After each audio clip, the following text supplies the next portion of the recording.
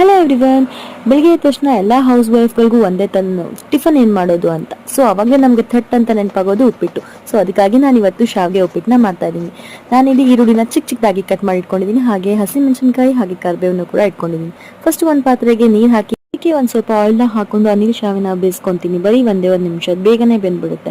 ಬೆಂದಾದ್ಮೇಲೆ ಅದನ್ನು ಬಸ್ಕೊಂಡು ಅದಕ್ಕೆ ತಣ್ಣೀರನ್ನ ಆ್ಯಡ್ ಮಾಡಿ ಇಟ್ಟಿರ್ತೀನಿ, ಸ್ಟಿಕ್ಕಿ ಆಗಬಾರ್ದು ಅಂತ. ನೆಕ್ಸ್ಟ್ ಒಗ್ಗರಣೆಗೆ ಒಂದು ಪಾತ್ರೆಗೆ 2-3 ಸ್ಪೂನ್ ಅಷ್ಟು ಆಯಿಲ್ ಹಾಕೊಂಡು ಅದಕ್ಕೆ ಕಡಲೆ ಬೀಜನ ಹಾಕೊಂಡು ಚೆನ್ನಾಗಿ ಫ್ರೈ ಮಾಡ್ಕೊತೀನಿ.